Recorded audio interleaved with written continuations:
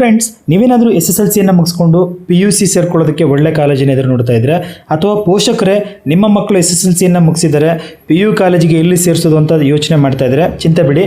ಕರ್ನಾಟಕ ಸರ್ಕಾರದ ವಸತಿ ಶಿಕ್ಷಣ ಸಂಸ್ಥೆಗಳಲ್ಲಿ PU ಅಡ್ಮಿಷನ್ಗಾಗಿ ಆನ್ಲೈನ್ ಮುಖಾಂತರ ಅರ್ಜಿಯನ್ನು ಕಾಲ್ ಮಾಡಿದ್ದಾರೆ. ಈ ವಸತಿ ಶಿಕ್ಷಣ ಸಂಸ್ಥೆಗಳ ವಿಶೇಷತೆ ಏನು ಅಂತ ಹೇಳಿದ್ರೆ, ಇಲ್ಲಿ ವಿದ್ಯಾರ್ಥಿಗಳಿಗೆ ಉತ್ತಮವಾದಂತಹ ಶಿಕ್ಷಣವನ್ನು ಕೊಡಲಾಗುತ್ತೆ. ಜೊತೆಗೆ ಇಲ್ಲಿ ಉಳ್ಕೊಳ್ಳೋದಕ್ಕೆ ಎಲ್ಲ ರೀತಿಯ ಹಾಸ್ಟೆಲ್ ಫೆಸಿಲಿಟೀಸ್ಗಳನ್ನು ಉಚಿತವಾಗಿ ಪ್ರೊವೈಡನ್ನು ಮಾಡಲಾಗುತ್ತೆ ಸ್ನೇಹಿತರೆ. ಬನ್ನಿ, ಇದಕ್ಕೆ ಸಂಬಂಧಪಟ್ಟಂತ ಕಂಪ್ಲೀಟ್ ಇನ್ಫಾರ್ಮೇಶನ್ ಇವತ್ತಿನ ವಿಡಿಯೋದಲ್ಲಿ ತಿಳಿಸ್ಕೊಡ್ತೀನಿ. ಫ್ರೆಂಡ್ಸ್, ಇದು ಕರ್ನಾಟಕ ವಸತಿ ಶಿಕ್ಷಣ ಸಂಸ್ಥೆಗಳ ಒಂದು ಅಧಿಕೃತ ಪ್ರಥಮ PUCಗೆ ಕಾಲ್ ಮಾಡಿರುವಂತಹ ಒಂದು ನೋಟಿಫಿಕೇಶನ್. ಹೇಳ್ತಾರೆ ಇದು 23ನೇ ತಾರೀಕು ಇದೇ ತಿಂಗಳು ಈ ಒಂದು ಅರ್ಜಿಗೆ ಅಧಿಕೃತವಾಗಿ ಕಾಲ್ ಮಾಡಿರುವಂಥ ಸುತ್ತೋಲೆ ಇದು. ಇಲ್ಲಿ ಹೇಳ್ತಾ ಹೋಗ್ತಾರೆ, 26-27ನೇ ಸಾಲಿನ ಶೈಕ್ಷಣಿಕ ಸಾಲಿಗೆ ಕರ್ನಾಟಕ ವಸತಿ ಶಿಕ್ಷಣ ಸಂಸ್ಥೆಗಳ ಒಂದು ಸಂಘದ ಅಡಿಯಲ್ಲಿ ಕಾರ್ಯನಿರ್ವಹಿಸಿರ್ತಕ್ಕಂಥ ವಸತಿ ಶಾಲೆ ಅಥವಾ ಕಾಲೇಜುಗಳ ಪ್ರಥಮ PUC ದಾಖಲಾತಿಗಾಗಿ ಆನ್ಲೈನ್ ಮೂಲಕ ಅರ್ಜಿಯನ್ನು ಆಹ್ವಾನ ಮಾಡಿ ದಾಖಲಾತಿ ಪ್ರಕ್ರಿಯೆಯನ್ನು ಕೈಗೊಳ್ಳುವ ಕುರಿತು ಅಂತ ಈ ಒಂದು ಸುತ್ತೋಲೆ ಹೇಳುತ್ತೆ. ನೀವು ಕೆಳಗೆ ಬಂದಿದ್ದೆ ಆದರೆ ಇಲ್ಲಿ ಕೆಲವೊಂದಷ್ಟು ಉಲ್ಲೇಖಗಳನ್ನು ಮೆನ್ಷನ್ ಮಾಡಿದ್ದಾರೆ.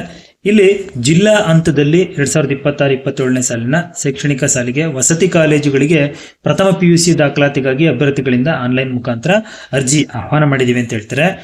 ಇಲ್ಲಿ ಕೆಳಗಂಡಂತೆ ಒಂದಷ್ಟು ವೇಳಾಪಟ್ಟಿಗಳನ್ನ ಅವರು ಕೊಟ್ಟಿದ್ದಾರೆ. ಯಾವಾಗ ಅರ್ಜಿಯನ್ನ ಸಲ್ಲಿಸೋದಕ್ಕೆ ಕಡೆಯ ದಿನಾಂಕ ಯಾವತ್ತು, ಮತ್ತೆ ನಿಮ್ಮ ಅರ್ಜಿಗಳನ್ನ ಸ್ಕ್ರೂಟಿನಿ ಮಾಡೋದು ಯಾವತ್ತು, ಲಿಸ್ಟ್ ಅನೌನ್ಸ್ ಯಾವತ್ತು ಅದನ್ನೆಲ್ಲ ಕೊಟ್ಟಿದ್ದಾರೆ. ಮೊದಲನೇದಾಗಿ ಆನ್ಲೈನ್ ಮೂಲಕ ಅರ್ಜಿಯನ್ನ ನೀವು ಸಲ್ಲಿಸೋದಕ್ಕೆ ಆನ್ಲೈನ್ ಲಿಂಕ್ ಓಪನ್ ಆಗಿರೋದು 23ನೇ ತಾರೀಕಿಂದ ಓಪನ್ ಆಗಿದೆ. ಆನ್ಲೈನ್ ಮುಖಾಂತರ ಅರ್ಜಿಯನ್ನು ಸಲ್ಲಿಸೋದಕ್ಕೆ ಕೊನೆಯ ದಿನಾಂಕ ಬಂದು 29ನೇ ತಾರೀಕು. ಇದೇ 29ನೇ ತಾರೀಕು ಅಂದ್ರೆ ನಾಳೆನೇ ಕಡೆಯ ದಿನಾಂಕ ಆಗಿರುತ್ತೆ. ಅಂದ್ರೆ ಇದು ಬುಧವಾರ ನೀವು ಅರ್ಜಿಯನ್ನು ಸಲ್ಲಿಸೋದಕ್ಕೆ ಕಡೆಯ ದಿನಾಂಕ. ಆನ್ಲೈನ್ ಮೂಲಕ ಬಂದ ಅರ್ಜಿಗಳನ್ನು ಪರಿಶೀಲನೆ ಮಾಡೋದಕ್ಕೆ 30/4/2026 ಕಡೆಯ ದಿನಾಂಕ ಅಂತ ಹೇಳ್ತಾರೆ. ಮತ್ತೆ ಮೊದಲನೇ ಹಂತದ ಆಯ್ಕೆಯ ಪಟ್ಟಿಯನ್ನು ಪ್ರಕಟ ಮಾಡೋದು ನಾವು ಮೇ 4ನೇ ತಾರೀಕು ಫಸ್ಟ್ ಲಿಸ್ಟ್ ಅನೌನ್ಸ್ ಮಾಡ್ತಾರೆ. ಈ ಒಂದು ಮೊದಲನೇ ಹಂತದ ಆಯ್ಕೆಯ ಒಂದು ಅಭ್ಯರ್ಥಿಗಳಿಗೆ ಪ್ರವೇಶಕ್ಕೆ ಅವಕಾಶ 8ನೇ ತಾರೀಕು, ಮೇ 8ನೇ ತಾರೀಕು ನಿಮಗೆ ಅಡ್ಮಿಷನ್ಗೆ ಅವಕಾಶವನ್ನು ಮಾಡಿರ್ತಾರೆ. ಎರಡನೇ ಹಂತದ ಖಾಲಿ ಸೀಟ್ಗಳನ್ನ ಆ ಒಂದು ಪಟ್ಟಿಯನ್ನ 12ನೇ ತಾರೀಕು ಮೇ ತಿಂಗಳಲ್ಲಿ ಪ್ರಕಟ ಮಾಡ್ತಾರೆ. ಇವ್ರಿಗೆ ಅಡ್ಮಿಷನ್ಗೆ 19ನೇ ತಾರೀಕು ಇವ್ರಿಗೆ ಅಡ್ಮಿಷನ್ಗೆ ಅವಕಾಶವನ್ನು ಮಾಡಿಕೊಟ್ಟಿದ್ದಾರೆ.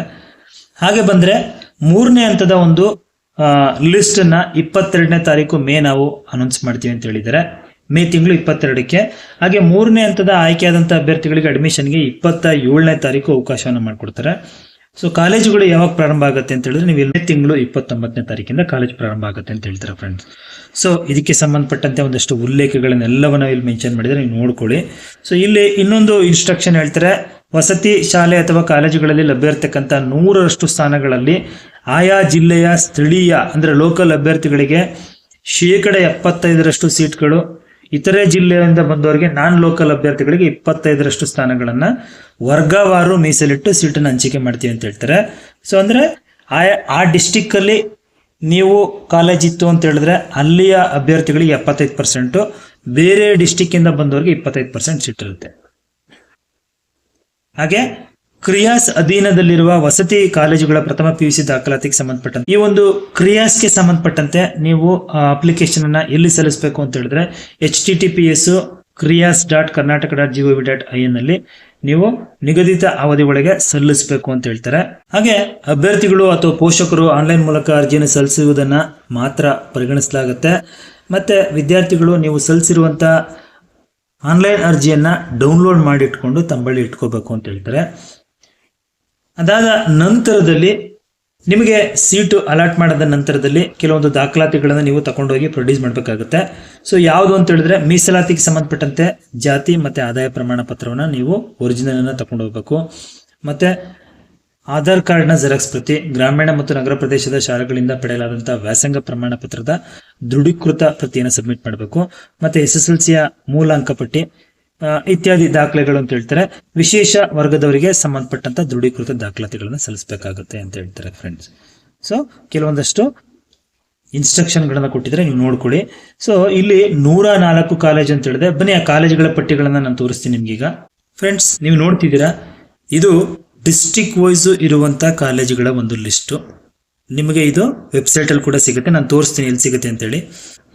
ಮೈಸೂರು ಡಿವಿಷನ್ಗೆ ಬಂದರೆ ಅಥವಾ ಬೆಂಗಳೂರು ಡಿವಿಷನ್ಗೆ ಬಂದರೆ ಎಷ್ಟು ಕಾಲೇಜುಗಳಿದ್ದಾವೆ, ಬೆಳಗಾವಿ ಡಿವಿಷನಲ್ಲಿ ಎಷ್ಟು ಕಾಲೇಜುಗಳಿದ್ದಾವೆ, ಕಲಬುರಗಿ ಡಿವಿಷನ್ನು, ಸೊ ಒಟ್ಟು 4 ಡಿವಿಷನ್ಗಳಲ್ಲಿ ಈ ಕಾಲೇಜ್ ಇರುವಂಥದ್ದು. ನೀವು ಯಾವ ಕಾಲೇಜ್ ಬೇಕಾದರೆ ಸೆಲೆಕ್ಟ್ ಮಾಡ್ಕೊಳ್ಳಿ, ಆಯಿತಾ. ಸೊ ನೀವು ಆನ್ಲೈನಲ್ಲಿ ಅರ್ಜಿ ಯಾವ ಥರ ಸಲ್ಲಿಸಬೇಕು ಅನ್ನೋದನ್ನು ತೋರಿಸ್ತೀನಿ ನೋಡಿ.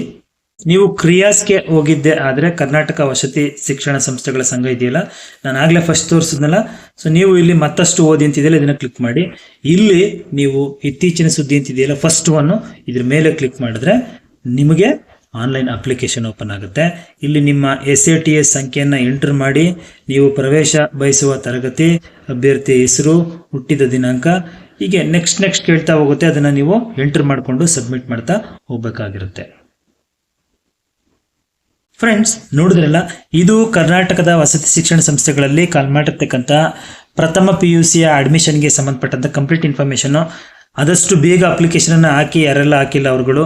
ಸೊ ಕೆಲವೊಂದಷ್ಟು ಜನಕ್ಕೆ ಅವರ ಎಜುಕೇಷನ್ಗೆ ಕಷ್ಟ ಆಗಿರುತ್ತೆ, ಅಂಥ ಪೋಷಕರಿಗೆ, ಅಂಥ ಮಕ್ಕಳಿಗೆ ಈ ವಿಡಿಯೋವನ್ನು ಶೇರ್ ಮಾಡಿ, ಅವರಿಗೆ ಅನುಕೂಲ ಆಗಲಿ ಅಂತ ಹೇಳ್ತಾ. ಸೊ ಮಾಹಿತಿ ಉಪಯುಕ್ತವಾಗಿ ವಿಡಿಯೋಗೊಂದು ಲೈಕ್ನ ಕೊಟ್ಟು ಫ್ರೆಂಡ್ಸ್ ಮತ್ತು ಫ್ಯಾಮಿಲಿಗೆ ಶೇರ್ ಮಾಡಿ. ಇದೇ ರೀತಿಯ ಹೆಚ್ಚಿನ ಮಾಹಿತಿಗಳು ನಿಮಗೆ ಬೇಕಿತ್ತು ಅಂತ ಹೇಳಿದ್ರೆ ನಮ್ಮ ಚಾನಲ್ನ ಸಬ್ಸ್ಕ್ರೈಬ್ ಮಾಡ್ಕೊಳ್ಳಿ ಅಂತ ಹೇಳ್ತಾ, ಮುಂದಿನ ವಿಡಿಯೋದಲ್ಲಿ ಮತ್ತೊಂದು ಹೊಸ ವಿಷಯದೊಂದಿಗೆ ತಮ್ಮ ಮುಂದೆ ಬರ್ತೀನಿ. ಅಲ್ಲಿವರೆಗೂ ಥ್ಯಾಂಕ್ ಯು, ಬಾಯ್ ಬಾಯ್.